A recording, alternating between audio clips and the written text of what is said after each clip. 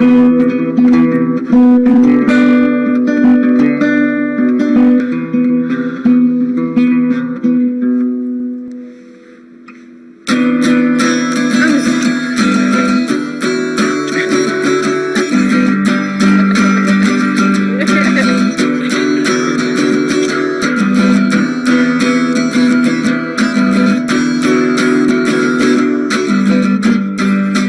was born on drugs.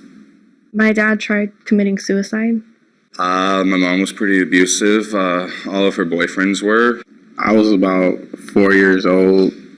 I was placed in the system due to my parents passing away when in a house fire. My mom was 17 years old, and she was a drug addict, prostitute. I was 14 years old. My mom passed away from cancer. I was living with my grandmother, who at the time was a drug dealer. Well, I ran away because I didn't want to be put in the system. The police came and got me.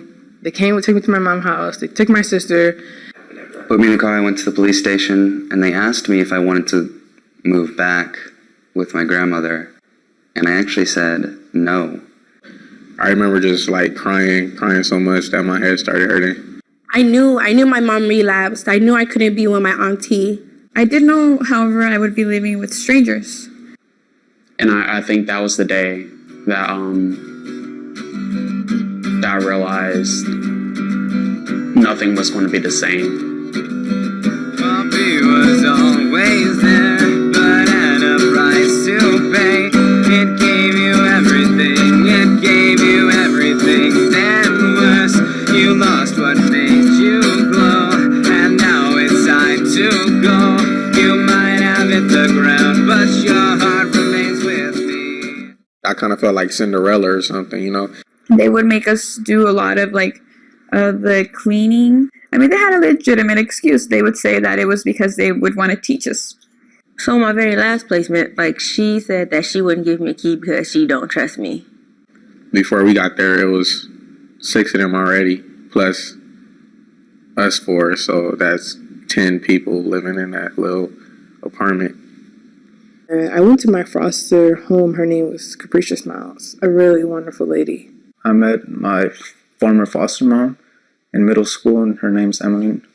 If it wasn't for her, I don't know where I would be at. I'm glad I met her, or I could have been in prison or end up dead. She didn't do anything to harm me, but it was so weird to me because I didn't grow up like that. I just hear like, oh, Mom. I was really mean to her. Sorry.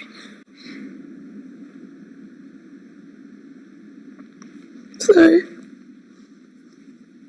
I remember one group kid, after a staff member told him, well, if things are so difficult or you can't deal with these things here, why don't you just kill yourself? And that group home child attempted to commit suicide and hung himself. I found him minutes later. I don't know how it's possible that when I took him down, I managed to revive him with CPR, but had I not gone out, we would have found him later, and he wouldn't have been with us anymore. So. Come home, don't forget what you still have down here. I know we'll roll hand in hand, we'll walk, yes, without fear. I had attempted a suicidal moment, I think 6 months after I had my son. And I woke up from there because he had got taken away from me, and he would have been into the... For a long time, I used my situation as a negative. Like, I used it as excuses to do certain things. It's a shame to say it, but I would steal from school and sell things, and just so I can get money and I can buy things I wanted. It was like a pattern, consistently. Like suspended fights. I knew that it wasn't normal, but Of course, when I became a lot older, it was like, okay, I'm in the system. I was repeating the lifestyle that I had been through. Once he got taken from me out of my custody, I had the chance to get myself back together within, I think, 6 months after that. And if I didn't do it, he would have been back in the system.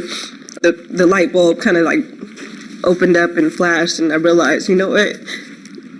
There's no other option. You have to do the best that you can. I was 16 and pregnant, and when I found out that I was pregnant, I was so happy because now I could be a mother, and I won't leave, and I could raise this little girl the way my mom was supposed to raise me.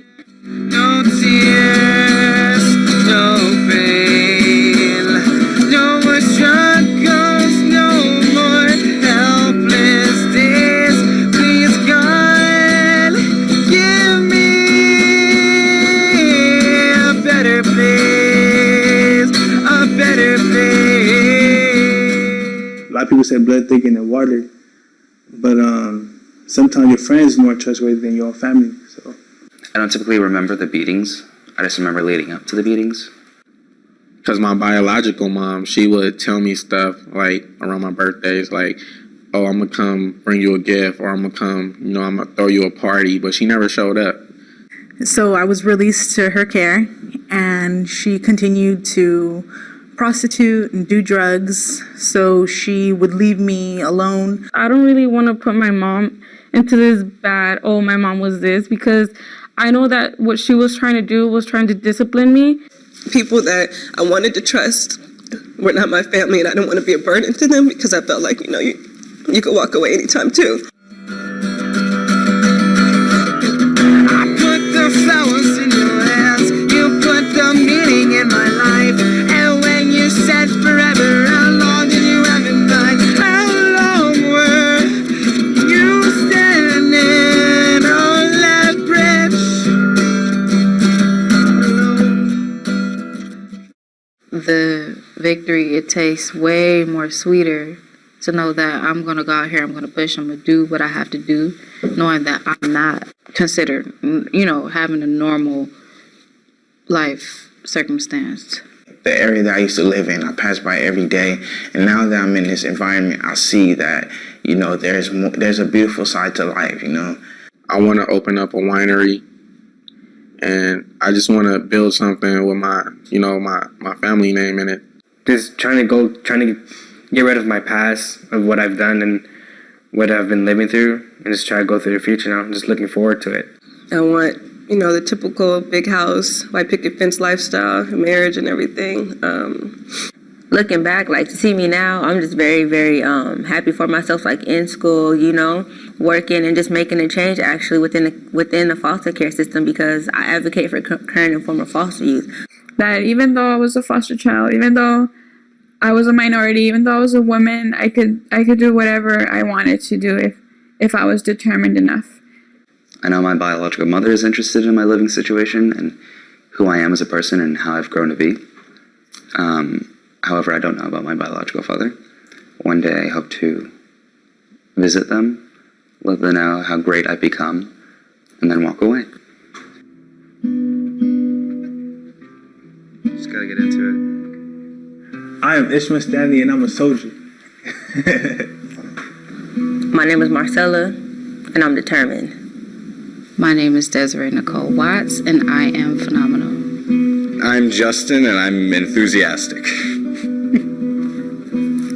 I am Shamir Moore, and I am ambitious. I'm Randy Davis, and I'm voracious. My name is Simona Lutaz Arengis, and I'm driven. My name is Pablo, and I'm a marshmallow. My name is Marissa, and I am very resourceful. I am James Williams, and I am adaptable. My name is Laura, and I'm strong. My name is Carl Till, and I'm courteous. Well, my name is Nydia, and I'm an achiever. My name is Larisha Corley, and my word is ambition. My name is Tony, and I have a lot of empathy. My name is Tanya, and just my phrase is a woman of substance and strength. Resilient, there's the word perfectly, it's like resilience. I'm Matthew, and I'm a survivor.